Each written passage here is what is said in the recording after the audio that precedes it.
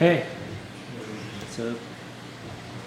So, can we like interview each other while we're sitting in front of the camera? You can do whatever you want. So, Nicholas, what is it like playing a homosexual? Well, like, the character isn't really homosexual. He's just kind of a guy that just happens to like other guys. Well, it's not your stereotypical. I think that's doing. Oh, it's just Jimmy. Oh, No biggie. Jimmy being Jimmy. Or Charlos. Charlos, get over here and love me. There. Hi, guys. Alright. What's up? I'm probably stuck. Oh my. My head is legitimately probably stuck in this banister. Also, it's not even seeable! Where's my face? There I am! Hi, guys. So I'm Charlos. Don't touch me. Get out. This is gonna be hard. No. Hey, talk to the camera, guys. People are trying to watch this somewhere. Right now, some drunk, probably hapster-baiting man is watching you touch my hair, and he's like, no, talk about the movie, man. It inspired my life. Hey, It inspired me to live my life. watch your This is a movie. We can bleep, PG-13. we can Oh, bleep is it out it? in post. We You can bleep it bleep out. things. Or, bleep I don't it out. know. You can Oh my god. I'll put my shirt back on. Come join us. Oh, We okay. should get the whole cast in here. Well, we don't have the whole cast. whole cast. Everyone who's present should be in there. This is day one of filming at Jimmy's house. It is. So I haven't even been shot yet.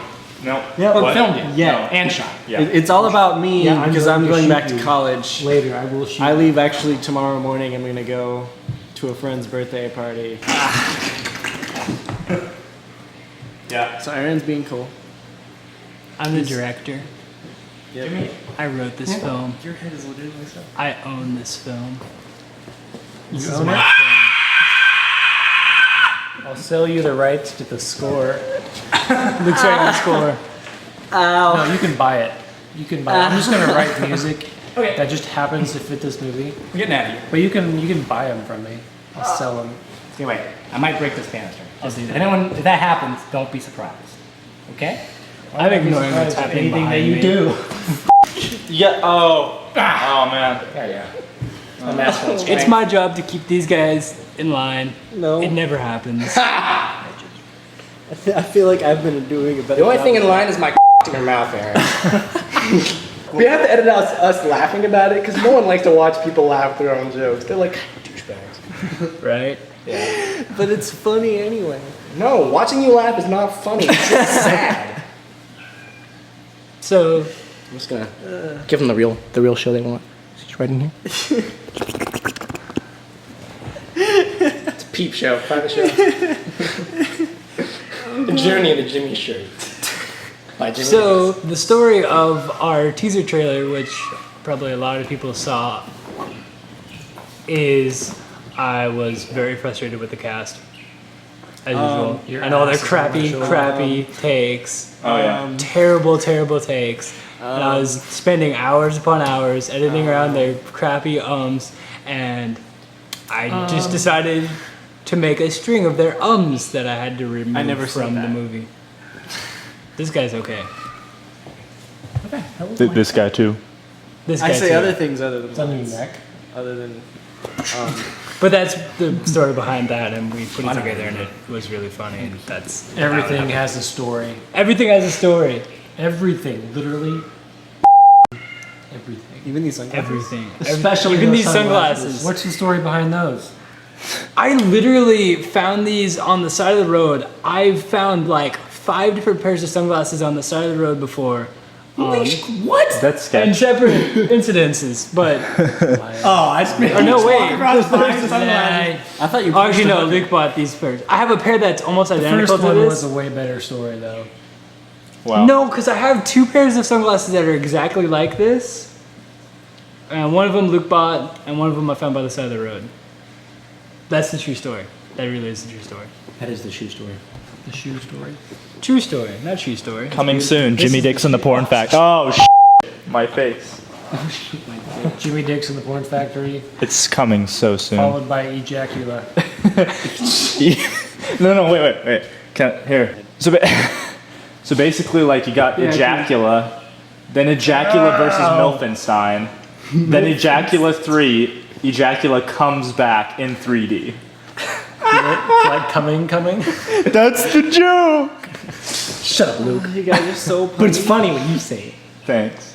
Let's get back to the movie.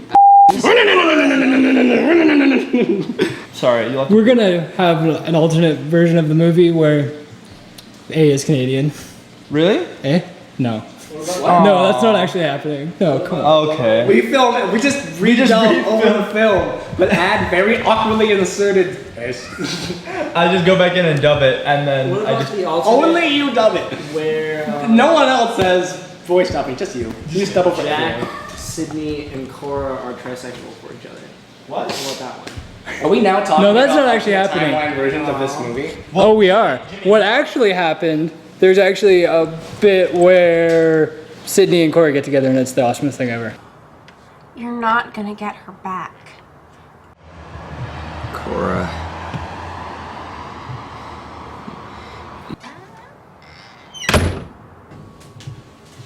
Who's that? Pathetic. Want to come back to bed? Sure.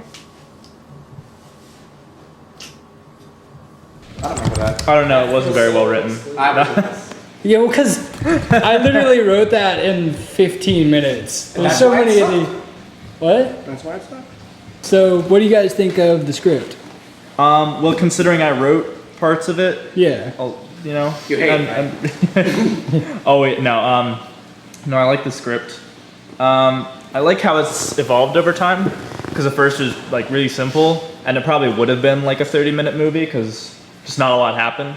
Yeah. But then as we started to pay attention to characters, it actually became something that I think you should get something out of.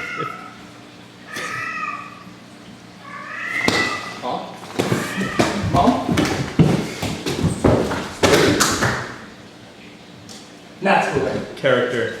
See what I mean? Charlos wouldn't be nearly as deep if we didn't have just like conversation before we started shooting today. Would he?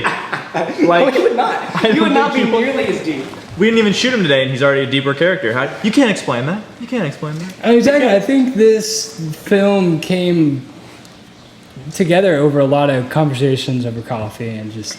The writing process was very conversational based, Yeah. I guess. It was literally Caroline, you, and me sitting at a table like, so like, how do people work?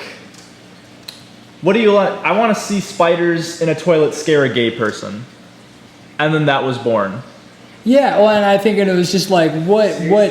Yeah, we were literally like, hey, That's how can we scare Jack? that's how that scene. Well, Yeah, like, what would a gay person be afraid of? And then we were we were thinking about That is so homophobic. You guys are so inconsiderate. Okay, yeah, we are kind of inconsiderate. You giant pile of. But the thing is, like, I was thinking. okay. Initially, I was thinking about putting a. Back up. Well, I was initially thinking of putting a snake in the toilet, but I thought, no, wait, it's phallic. It would turn him on.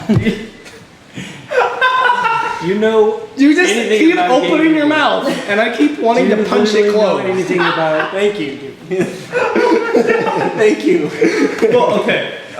Speaking for both of us. All right.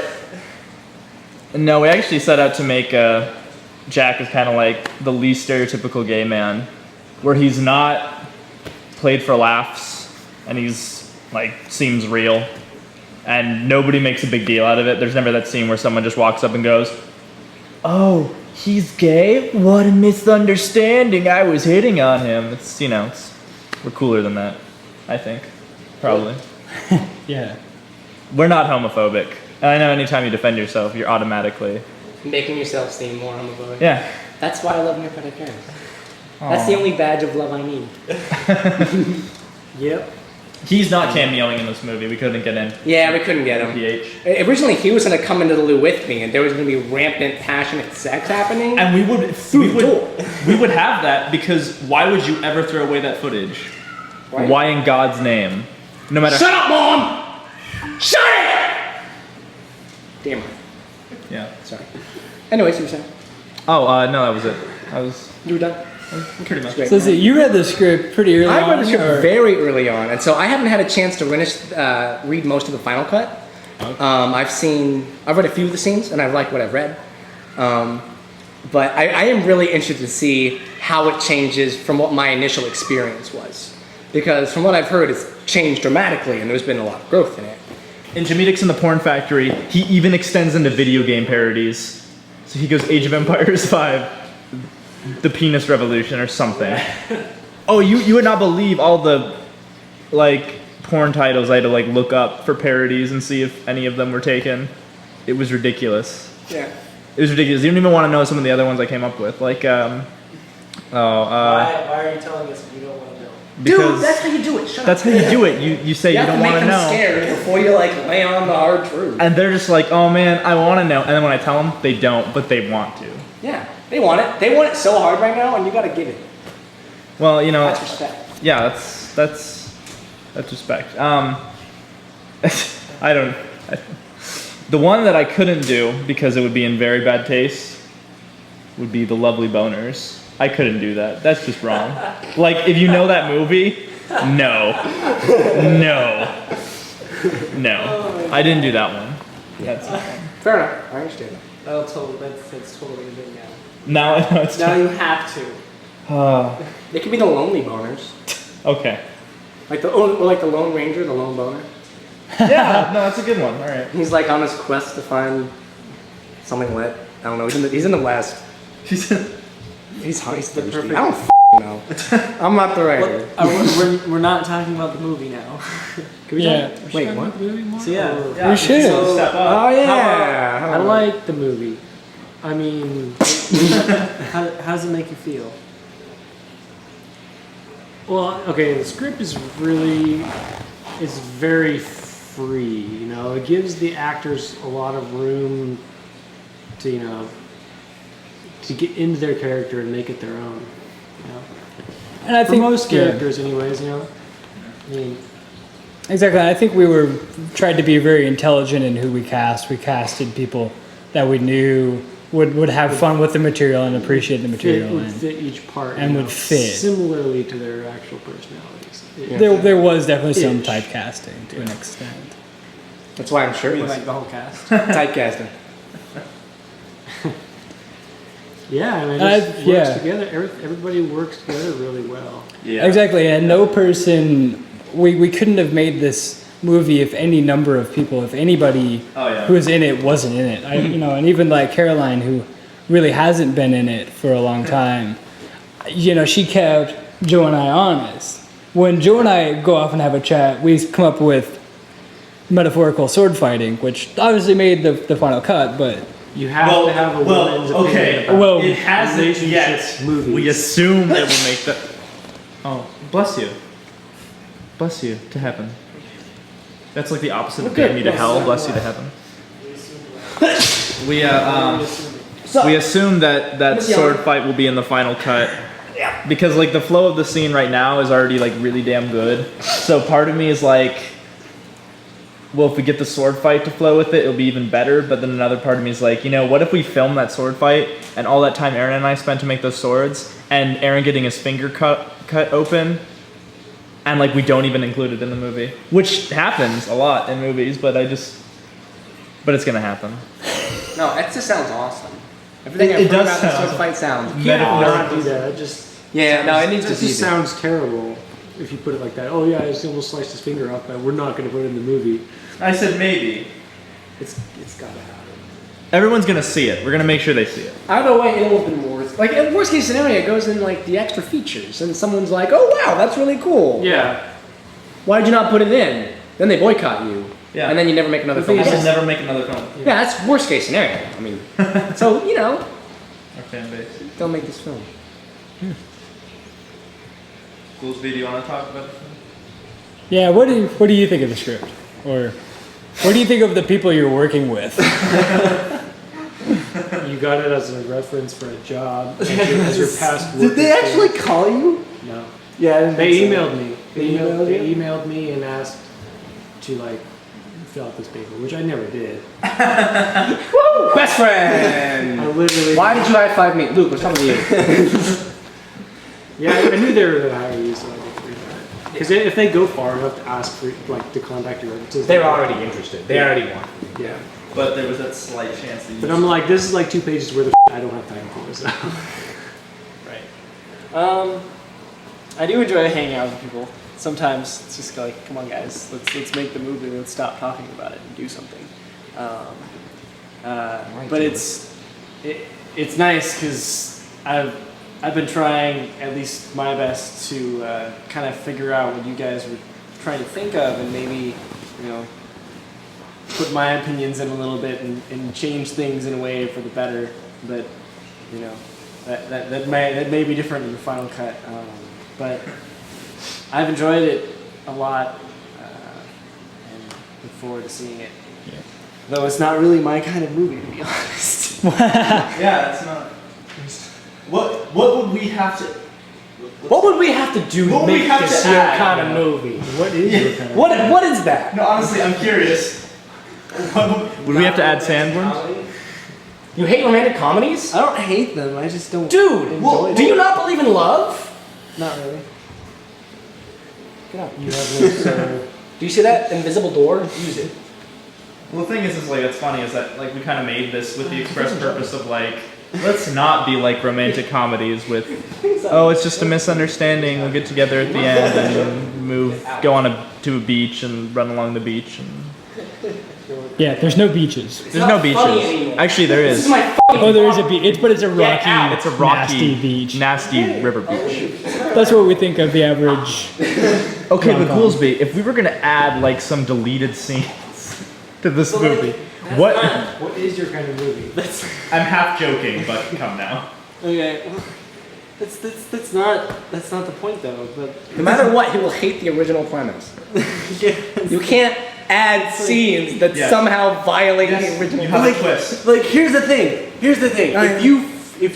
If you add something to the movie to theoretically make me like it more, you've completely f***ed over your movie and made it completely what it isn't. That's the joke. And then it ruins it even more. Yeah, we'll make two versions. And no one will like it. Answer the question. It's like what Death Note. is We'll make your two kind of versions. movie? There's an alternate Not this ending kind. Yeah. where Anything else? Literally. I guess everyone gets killed by Charles. Maybe not anything. I don't. Charles just comes in and cuts down everyone. That's fair. Except for Goolsby. I pick up Goolsby and I carry him off into the sunset, covered in the gore of his only friends. But he likes it. And he's I okay don't with really have other friends. No, it's just Not anymore.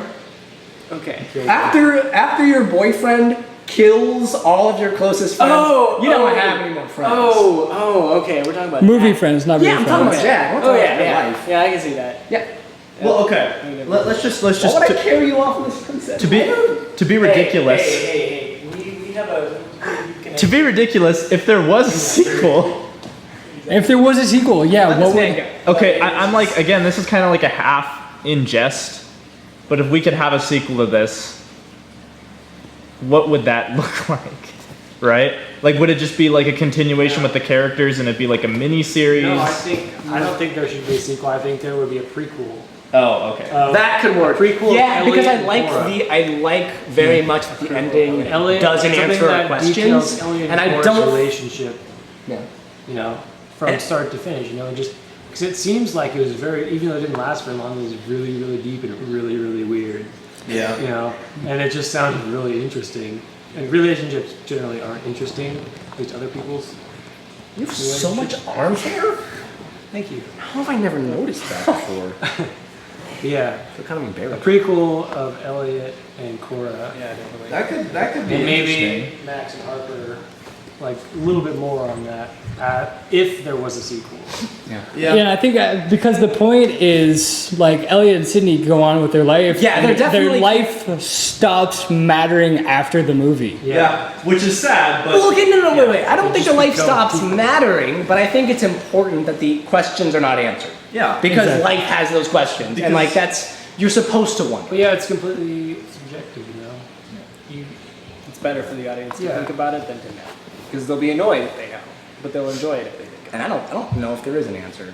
I like the idea. Let each audience member come to the answer on their own. You know? Yeah. Come on, In fact, I'll be really come happy. inside the answer. Coming. I'll be really happy if someone turns to like their friend and they watch the movie and they're like, "Well, that relationship's not going to last," and the other person goes, "No, I think it's going to last quite a while," and another person goes, "No, it's not going to last very long, but that's okay." Like if people And they have, discuss it. And they And they're discuss like, it. well, why do you feel that way? And then they get into those questions. That's what it's all. Or the question is, do Elliot and Sydney have a good relationship, or do they just have a really crappy one? Yeah, Oh, I like because there's At the very evidence. least, they had a really good learning experience. Yeah. Yeah. You know, at the very least. You know, 'Cause- and that's good enough to take away from anything and not have any regrets. Yeah, because I know when Andrew's like looking at these scenes he shot where he's like, "No, you didn't tell me your dad died. I'm actually kind of upset that you didn't share all this stuff about you when I shared all this stuff about me." That's like, Andrew's like, "Oh, this is really unlikable," and I'm like, "Yeah, that's kind of good that Elliot's an everyman, but he screws up because in real life you're gonna say things and you're gonna be like, Why'd I say I sounded really terrible right there." Not have said that. Yeah, so I hope that comes across that he doesn't just. Or you don't even think about it. You're like, oh my god, that was such a dick move. Why did I not realize how they would feel about that? Yeah. Yeah. And you feel like crap, but in hindsight, Every scene with Andrew usually ends with him like depressed. It's really funny. It's really funny. Like it's like, okay, Andrew, now you're gonna go up to your room, you're gonna cry, and you're gonna go try to call your dad, but he's on a business trip because he doesn't care about you. Oh my god. Yeah. So Anyway, yeah. So let's wrap this up. So what are you working on next? What's your next project? I have like 30 scripts I want to write. The porn factory. But Jimmy Dix and the Porn Factory is like a high priority. Like that's like I've been working on that for the past 3 years. I've been working on that like for so long, but it's been in its infancy, and now I kind of feel like So this sounds like a very disgusting movie. No. who wouldn't want to see a movie called Jimmy Dix and the Porn Factory? It's set. Everybody, nobody would want to see it. You wouldn't? You have to know. I wouldn't want to see that. Really? Okay, But, to be fair, but you got to explain what it's about. It's just yeah, because it's not just a title that's not kinda red about flag. porn. It's- I know. And it's not about Exactly. lust. It's this actually really surprisingly Obviously, that's what people would think. yeah, but it's a very touching story about a man who wants to express himself, and Yeah. this is the art form he has chosen. Yeah. And he makes legitimately beautiful work that inspires people. And the town, of course, like fights it at first because it's taboo, and it's this thing they don't really Yeah. understand how it could be beautiful. But over the story, you kind of start like seeing things from his eyes, and how it's just another kind of art, and it's really beautiful. Yeah. And it is funny, but then Oh, it is funny. it is like comedic, but Jimmy summed it up like so beautifully in that if we can make you cry at the end of this movie, good. You know now that like you'll never look at porn the same way. Yeah. You'll never look at porn. If you'll see porn, you'll be like, hey, I admire that shot. Wait. Oh my god. Start watching porn with a different objective. Yeah. Okay. You can get educational like knowledge out of watching porn. That in itself is a huge step for mankind. We're really just like the new moonlanders. You know that, right? Yeah. Except for the moon now is too bald. This is monumental. Like, yeah. Oh my gosh. Show you a monument. No, and it sounds Washington. It sounds like it's a joke, but honestly, I feel like there's something you can say, because sometimes comedy is like they don't really tell you anything. Yeah. Like- Like that's comedy just for comedy's sake. But I think like you can have a comedy that takes porn, and it like takes Jimmy Dix and the Porn Factory, something that never logically should be a good movie, and makes it a good movie. Exactly. That's the dream. And it's a challenge. I think is the biggest part of it. Right. It's definitely going to be a challenging thing, not only to write, but for the actors to find like that same kind of spark that this guy's Yeah. gonna have. It's gonna be really challenging because it's not cut and dry, and it's not what people expect. And it's kind of easy to write what people expect because you know kind of what people expect. Yeah. And you're like, oh, okay, people like these kind of jokes, and this is the kind of plot everyone's normal, like they see a lot. And they like it in other movies, so they'll like it here. This is not going to be like any movie I can think of. No. So we're in entirely new territory here. We're just like reaching out into the depths of space and like, fuck it, let's make something. And we'll pile some shit together and, all right, that's our story. I like it a lot because it takes a risk that nobody's taken before. Yeah, it's definitely a risk. It is a huge risk.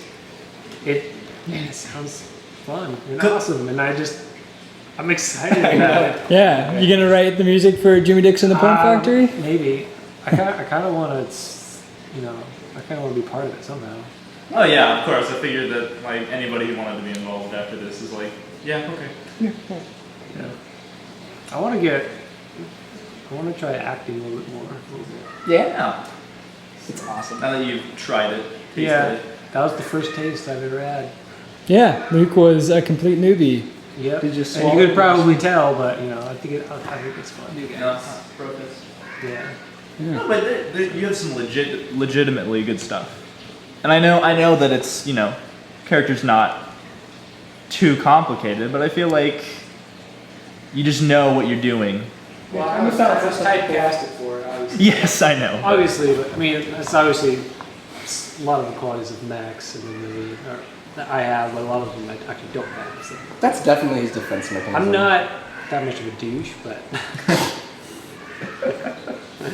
You just steal people's food. The chillness, I think is one of the qualities that we share. Yeah. Whoever's seeing this right now is going to have a copy of the movie. So, obviously, I hope. after you watch the movie a million times because it's so awesome, Yeah, there you go. pass it on to your friends.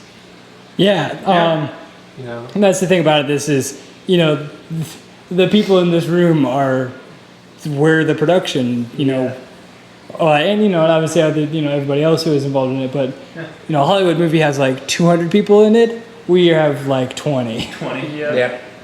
And we're making a full-length film with 20 people, which $2,000. and $2,000. A very small budget. Half of that Which- went to a camera. Half of that went to a camera. So seriously, like $1,000 budget. And I think Nobody- $8,000, that's my equity minimum, so Yeah. lucky you haven't shot me yet. You might wanna rethink that. Exactly. So it's we're just we're essentially making this project on passion and stubbornness. Yeah. Yes. Excessive amounts of stubbornness. Because I remember when the camera got damaged, and we literally had this depressing moment where we were standing there and we're like, what if we delayed this to summer? And then in my heart, I was like, If we do it, we won't could. happen. If we do, it's not going to be the same. Everyone's going to come back a year later. It'll be so different. It's going to be so just kind of like I came back out of obligation and I'm not doing it because I want to anymore. Yeah. Or at least that's kind of how I pictured it. And I was like, we can't. We have to try. We're a month behind. Camera's damaged. All this other crap happens. No, stubborn. We have to keep doing it. And it's worked so far. So I don't. I think it's just been a really great life lesson. Is just This is our first try, and we've pretty much learned a whole bunch of things that we could make the process speed up or make things better for next time. Yeah, for the definitely. next thing, Yeah. So Power of it's learning. good. The power of love. Show that to your kids. And yes, don't smoke. All right, there's Aaron Newsom, the director / writer / everything who made this movie happen. So Because I Aaron, wasn't doing anything better with my life, so I figured, why not make a movie? yeah, Really, this. Aaron, what do you want to get out of this movie? Or what have you gotten out of this movie? I've gotten so much out of it. I've got a new appreciation for my friends that I made this with. Just being able to spend time and to get to know these people creatively, and I think my relationship with Josiah has been expanded tenfold because of working on this project with him. It's been a year and a half of getting to know Josiah's brain. Yeah, Not that easy. Yeah, that's- Which is, beautiful. It's a beautiful, beautiful brain in there. yeah. So, what's your next project? My next project, obviously I can't focus on one thing. I juggle a lot of different projects. I'm writing further screenplays. I'm going to help Josiah and another friend of ours, Madison Moss, Right. Yeah. with a yet untitled Muse musical, Yep. or actually a trilogy thereof. Yeah. We'll Which- focus on the first one. we're obviously just gonna write and do the first one, and again, kind of with this movie, we just made it, and we're gonna see where it goes. And I think the musical is gonna be the same thing. Yeah. Obviously, because of licensing things and because of just the sheer scope of it, it's gonna be the kind of thing where you kind of need a studio to do it right. Yeah. But that's another project I really believe in, and I know Joe believes in, and our friend Maddie is so passionate about it. So is that the next one you guys want to try to produce? And No, No. I think that's the next one we want to like write, and then if we can honestly get some interest from a studio or the company or just even the band, and so the band goes like, hey, this sounds cool to their producers. Like if we can even just get some of that, fine. But it's just so big that we couldn't do it.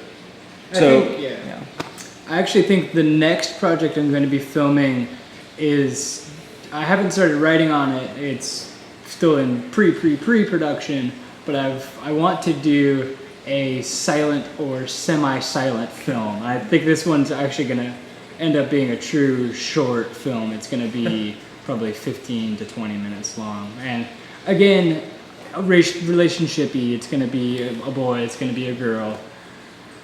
I'm kind of a sap. I actually like romantic comedies. I really think that shows who a person is. Who a person is in a relationship tells you so much about who that person is and their emotional landscape. I really am fascinated by people, and everything I write, whether it's I write poetry, I write fiction, I write screenplays now, and everything I write, it's character first. It's getting into people's heads. It's finding what makes people tick. It's creating people that I could almost pull out of the page and high five or give a hug. Yeah. it's somebody that you can legitimately relate to. Exactly. And I think that's the point of good art and good fiction, is when something reaches out of the page and grabs a hold of you. That's when you know you've done it right. Oh yeah. Yeah, or at least when the audience. Or when sees the that. when the audience sees it too. Yeah. And that's there's been takes from this film where I feel like we're and again this is our first thing. We're so new to this whole thing, but I feel like there's takes where we're getting close to that. We're getting that. Especially Andrew. I can't thank Andrew enough for the work he's done and the dedication he's put into this film. His filming was done, between work schedule and trying to help his parents move and so many other things. We hammered through all of it in about 2 months. It was 2 months of weekends essentially. It wasn't even 2 months. It was such a short time, and we asked so much of him and so much of the other cast. I can't thank them enough for being so committed and just putting up with such a rush time schedule. And that was even before we started, having issues with the camera, before we broke a camera and had to wait for another one to show up. Before, we had just delays for this, that, and the other thing. It's been an amazing process, and I couldn't have done it without my friends. I have the best friends in the world. Oh, That's cute. He called my brain beautiful earlier. did he? He called Aaron, it. you're such a sweetheart. Jeez, he is a sap, but a good one. I totally, I'm going to admit something right now, dear viewer. I cry during television shows. Oh no, Same. totally. Same. Yeah, And not even, good television shows. I cry during How I Met Your Mother. totally. And that's a good show. That really is a good show. Cried during But that. the feels. I cried during Teen Titans. Animated. Any other questions? The audience, dude, they can't. What? Dude, I'm interviewing them technically. you're the cameraman. You can't interview people. I can do Have that. you ever seen an interview? This isn't a documentary. Okay, That's the only time. This is. No, this is a behind the scenes. Documentary. No, Yes. no. Whose movie is it? Mine. I'm the lead, dumbass. Josiah told me. Oh. Yo, Oh, this is uncomfortable. can I interview you? Yeah, you can interview me. Now that it's about me, I don't care what you do. So what's it like being such a bitch? It's confusing because, you know, everyone keeps telling me that I'm just this sexy, wonderful god of a person. And I think the reason I thought I was a bitch so long was because this like 4-year-old kid called me at once while I was getting an ice cream cone. And that sticks with you. It's amazing. The stupidest little 4-year-old with his goddamn bowl cut haircut. I can't wait to hear that meows. But I've learned to deal with it. So that's what it's like. You've learned to deal with that. You're just a big sack of Yeah. So considering you wrote this movie, let's hear about the Korra fantasy scenes. How did you come up with those? The Korra fantasy scenes. Actually, the Korra fantasy scenes were taken out of my own fantasies. When I imagined myself being a woman named Korra. They originally all started as sexual fantasies, of course. But over Naturally. time, I realized this wasn't Jimmy Dixon the Porn Factory, you know? And I think I was stuck in that mindset, honestly. I was so prepared to make this porn that I got carried away.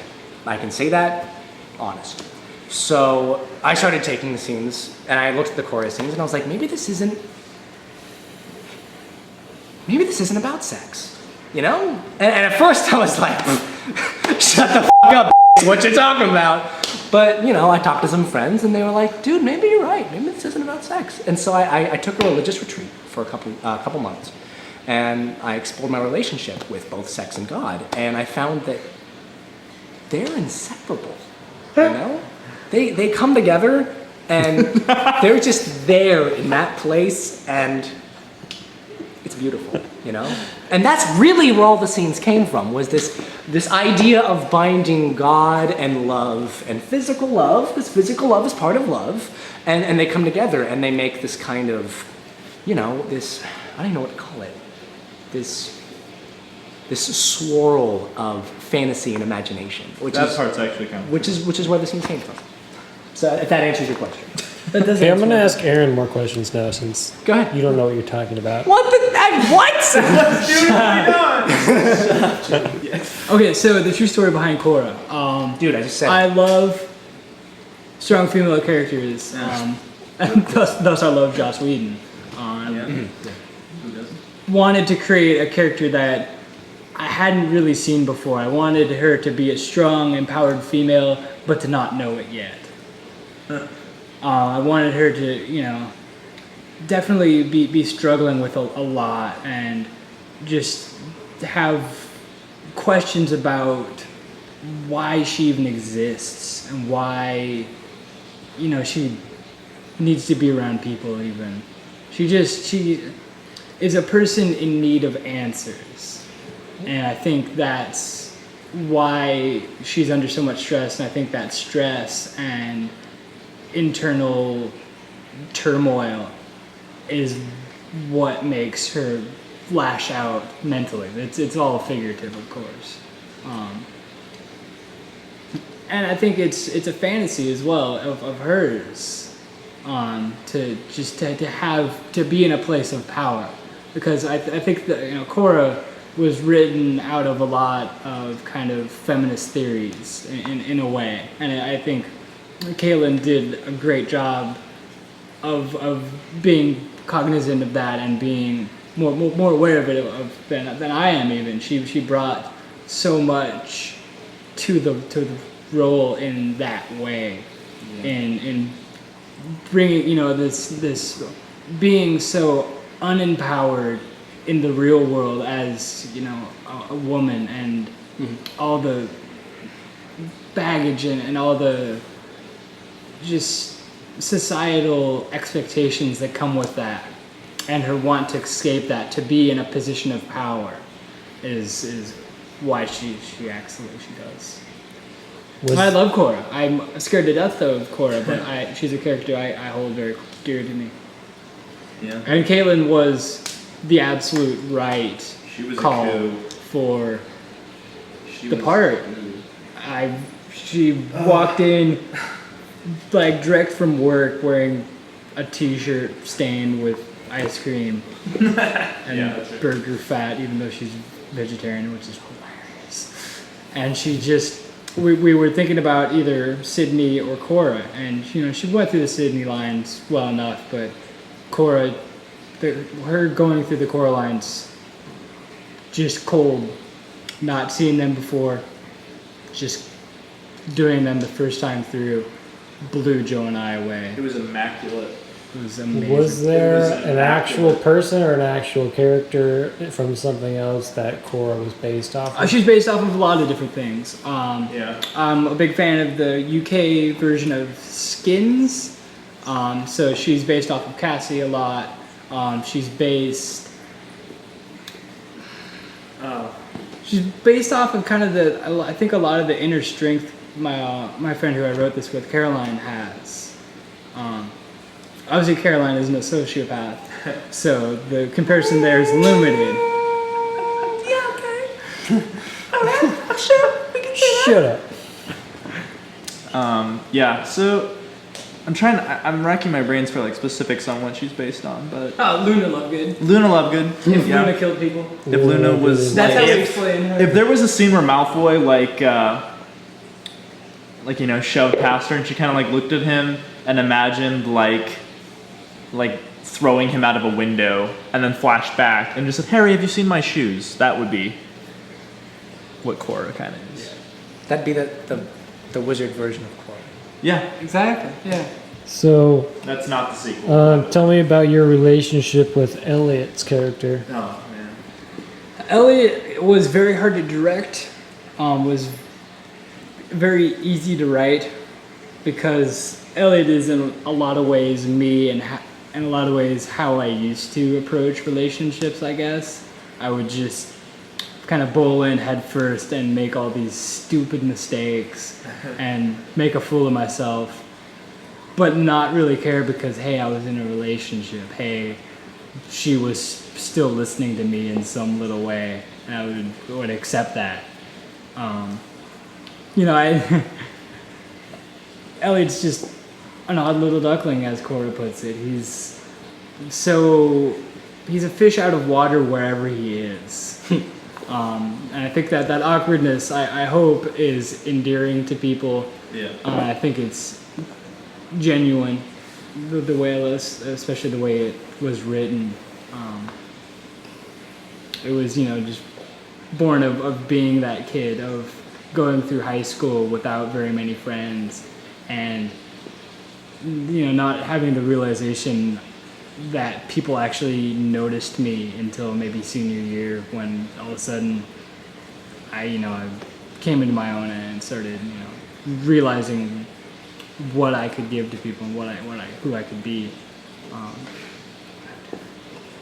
Thanks, Reed. Elliot is in a lot of ways me. Yeah. And the thing is that it's weird how like certain things have happened after the script's been written, even after like I did like my touch-ups and my additional scenes. It related to me and Aaron before it was finished, and I relate to it in so many different ways after the fact, which is weird, kind of like it's like I get stuff out of it where I'm like, oh, I feel this scene so much right now. But yeah, I think also, speaking of feeling scenes, I think Sydney Jessie was such a perfect fit for Sydney that I've inadvertently started calling her Sydney constantly. Because she brought so much more to the role. I think she brought a lot of also kind of, questioning of gender roles and questioning of what it means to be a strong female. And what does it mean, the roles in a relationship. What does that even mean? Yeah. Why do people go through relationships the way they do? Who defined the rules? Who defined the rules? Why are there rules? I think she brought a lot of that too. And you know, she's a lovely person. I'll never forget when she came in for her audition. We ran the Elliot breakup scene, and she knocked it out of the park. Yeah, again, completely cold, never seen the script before. You know, only minimal explanation of what we're even trying to do with this thing. And she just knocked it out of the park, and you know, we realized later that she'd gone through a very similar thing days before that. Yeah. And it's impressive what the cast has brought to it, just in terms of bringing their own experiences in and making it real. That's been a mantra of mine at writing it and directing it, is to try and make it real. Oh yeah. I think the most beautiful art tells the truth. You know, everything I like in, you know, art and media, it's stuff that It's genuine. genuine Yeah. and tells at least one person's truth, even if they're crazy. And I really try to channel that, you know? When I come in with that puffer fish, I was like, I need to use the bathroom. I don't, like, it's a part of me. And if I'm gonna be honest, I have, no, legitimately, you have to make that at your core, like what you need. Yeah. And so I tried to bring a lot of realism to my shirtless Australian British naked man. Not naked. And like, for my 2 cents is that like the best art, the reason that art and storytelling is so important, not just to me, but I think like as a whole, is that if you can get 2 people to feel something, or if you can get people to feel something, or you can get 2 people to think about the same thing, or think together, or 2 people just connect on a way that you can't even really explain, like mentally, emotionally, like that's life is gonna be hard, it's gonna be long and short, you're gonna make so many mistakes, and life is so temporary, you know? You're gonna die. I mean, you're gonna die, but if you can connect with people, another human being, you have achieved like what life is about, I think. If you want my opinion. Yeah, and even it's very powerful. Obviously, it's, you know, connect with people, go out in the world, live your life, but it's also very powerful to be able to connect to characters, to see these characters go through something and know it's okay to go through these things. It's okay to feel this way. You can make it through. If this character can do it, so can you. There's, you know, too many references to that I've come across where, you know, I'll see a character go through something I've gone through and be like, it's okay, man. You can make it through. It's all right. Really, dude. And that's something, you know, art is a powerful thing in the way it makes you think, the way it makes you feel. I'd love to see the National Endowment for the Arts be so much larger and so much more prevalent. So, you know, people like me and my friends, people like Joe, can make relevant art, can make things that make people think and be better humans. Any final comments, words? Nitwit, oddment, blubber, tweak. You? Let's do this again sometime.